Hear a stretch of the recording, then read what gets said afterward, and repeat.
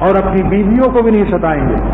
جو اپنی بیویوں کو ذرا ذرا سی بات میں منہ پھلاتے ہیں اور ٹن ٹن کر کے رلاتے ہیں، میں سچ کہتا ہوں کہ ان پر کوئی عذاب نازل آئے گا، ایسی بیماری ہوگی کہ وہ لاکھ دوائیں کھاتے رہیں مگر پھر نہ کہنا کہ خبر نہ ہوئی. یہ اللہ کی بندیاں ہیں، ان کو یہ مت سمجھو کہ ہماری خالی بیویاں ہیں.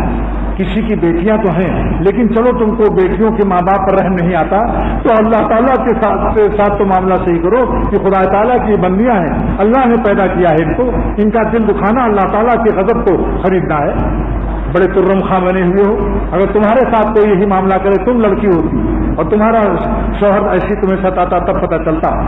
لڑکا لڑکی اللہ بناتا ہے، قسمت سے تم لڑکے بن گئے اور قسمت سے اللہ نے ان کو لڑکی بنا دیا. تو یہ مانے تھوڑی ہر وقت ان کو ستاتے رہو. اور ان کا دل حساس ہوتا ہے. جو کمزور ہیں کمزوروں کی رعایت زیادہ کرنی چاہیے. ان کا دل نازک ہوتا ہے، حساس ہوتا ہے، ذرا سی بات سے ان کا صدمہ پہنچتا ہے، تھوڑی سی بات سے. اور ان کو روٹنے کا حق دیا حضور صلی اللہ علیہ وسلم نے. اب بتاؤ پیغمبر صلی اللہ علیہ وسلم، آج کل لوگ کہتے ہیں صاحب اتنا زیادہ رعایت کروں گا تو سر پر چڑھ جائیں گے. میں نے کہا یہی جملہ لڑاتا ہے. جس کو یہ خیال آیا کہ اگر میں زیادہ رعایت کروں گا تو سر پر چڑھ جائیں گے، یہی جملہ شیطان کی طرف سے آغاز ہوتا ہے لڑائی کا. کیا حضور صلی اللہ علیہ وسلم کو یہ مقام حاصل تھا کہ آپ خوب رہتے روب سے، مگر آپ فرماتے ہیں آیا عائشہ جب تم مجھ سے روٹ جاتی ہو تو مجھے پتہ چل جاتا ہے. عرض کیا میرے ماں باپ آپ پر فدا ہوں، اے اللہ کے نبی صلی اللہ علیہ وسلم آپ کو کیسے پتہ چلتا ہے؟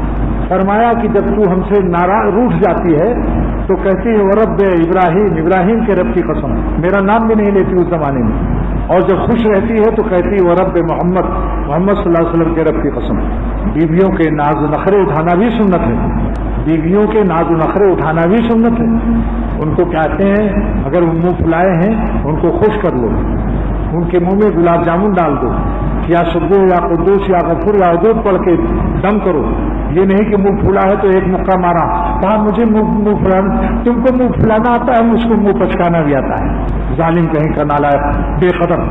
شروع میں خوب خوشامد کرے گا ایسا آدمی جو رشتہ مانگتا ہے تو یہ ہاتھ پیر جوڑتا ہے، رات دن دعائیں کراتا ہے، تعویذیں دباتا ہے، اور اس کے بعد جب کام بن گیا تو پھر حکومت آ گئی. بس جیسے الیکشن میں ایک ووٹ کے لیے خوشامد کرتا ہے، بھنگی کو بھی چاچا بناتا ہے، بھنگی کو کہتا چاچا ووٹ ہمیں کو دینا، حالانکہ بھنگی ہے وہ جھاڑو لگا رہا ہے. لیکن جب کام نکل گیا تو کہا 5 سال نظر بھی نہ آنا، 5 سال کے بعد دیکھا جائے گا.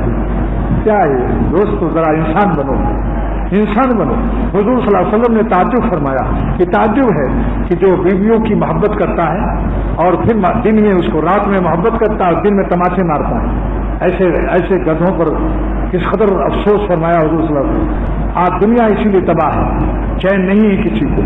جس نے اللہ کی بندیوں کو ستایا میں نے ان کو بے چین پایا، کیونکہ یہ بات آگے بڑھتی ہے. جب اس کا دل دکھتا ہے روتی ہے اللہ سے، ماں باپ سے کہتی ہے، پھر فاصلے بڑھتے ہیں، یہاں تک کہ بعد میں پھر طلاق کی نوبت آ جاتی. چھوٹے چھوٹے بچے ہیں، اب برداشت نہیں کر سکے بیوی کی جدائی کو، نیند کی گولیاں کھاتے رہے. چھوٹے چھوٹے بچے جو ابو کہہ رہے تو وہ بھی یاد آئے، آخر میں پھر پاگل خانے میں جمع ہو جاتے ہیں. عذاب الہی سے کتنے خاندان تباہ ہوئے اس نالائقی سے اور بد اخلاقی سے. اس لیے عرض کرتا ہوں کہ 2 کام میں تو اس وقت صرف 2 بات کہنا چاہتا ہوں. ایک تو اپنی بیویوں کے معاملے میں انتہائی شفقت اور رحمت سے معاملہ کرو. مظلوم بن جاؤ، ظالم مت بنو.